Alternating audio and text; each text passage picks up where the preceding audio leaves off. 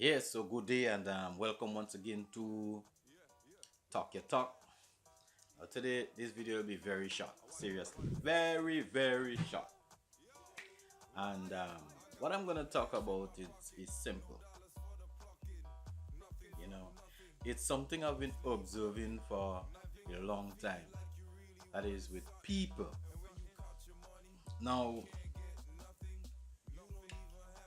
what I've noticed is that our people and they have a tendency to oppress their own, right? And that is a fact.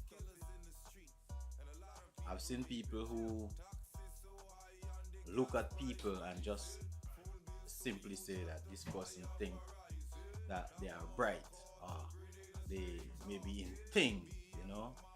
So as a result of that, some people have a tendency to oppress this person in some way, whether it is resentment. They might even go out of the way to spite you. Sometimes you look at somebody, you and your friend, or somebody you know, or even maybe somebody you don't know. You stand up looking at them, and they are looking at you, and you see something in your eyes, in their eyes, right? You see this sense of confidence within them, okay?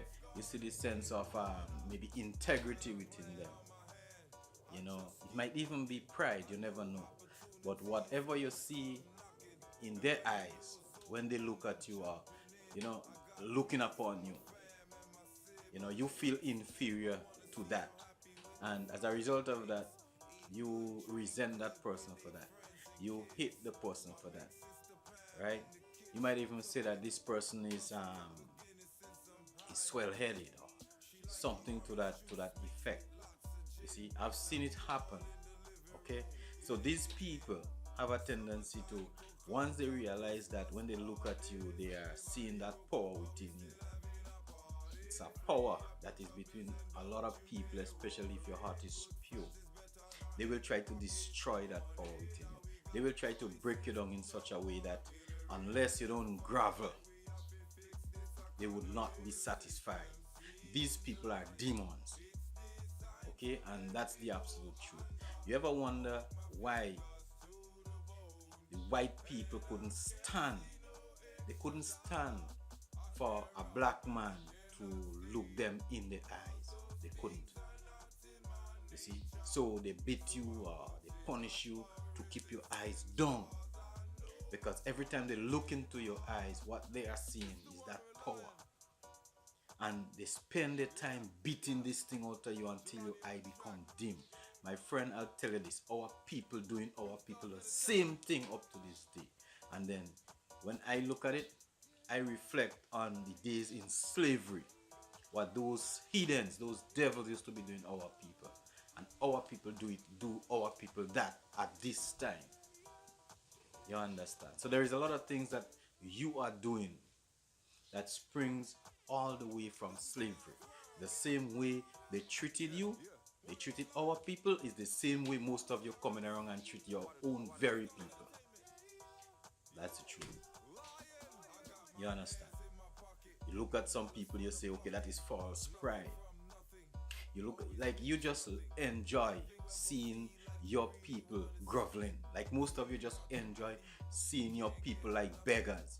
Most of you just enjoy seeing your own people, you know, at a certain stage in life that is not even good for animals. Most of you enjoy that, and that is a fact. Every day, most of us will be telling you about love. Most of us, we have to love each other. That means you have to empower each other. We have to empower our women. We have to empower our community. But most of you within the community doing exactly what the devils, the white devil used to be doing to our people. You are doing it now, in this time and age. Why? Why? Think about that. That is exactly what you are doing. You can't stand your own people. When you look and you see a white person or somebody of a different race trying to elevate themselves, you understand? You worship them. But when you see your own brother trying to do it, you try to keep him down. Look at look at what happened in Town, Grenville, in St. George's, Grenville, and those other places with the Syrians and the Indians that came here to work. We have a population full of black people. You understand? But most of the time, you all patronize those people than your own people. Why? Because you are still a slave, a total slave, in the true sense of the word, without you even realizing it. And that's the absolute truth. You understand? Most of our people have governments around the world that they do things just to keep you in bondage and keep you in slavery, keep you at a disadvantage at all times, throw little bones out to you. You understand? And never doing what they're supposed to do. We have people who we call leaders doing us that today. That's the truth. You understand? Why is that? The reason for that is because that slavery mentality is embedded deep in most of you. And unless you don't recognize it and dig it out, you will always be functioning like a fool and like a slave. You understand? Most of you, if somebody reach the top and they have a lot of money, you all grovel at them. But when people are trying to big themselves up, for a better word, when they're trying to develop themselves, you fight them to the last. You do that. Okay? And even when most of them reach on top, you always try to pull them back down. That is what most of our people does. Why? Because you have a slavish mentality, and most of you will die not experiencing true freedom of mind, true freedom of thought. Because every action that you take is a result of the influence of your own enemies. When would you sit and think for your own self? That is what you have to do.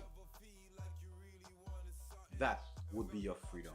And until you learn to think for yourself, until you learn to realize that we fight against principalities and powers out there, and those things include your whatever calendar, foolish calendar you operate under.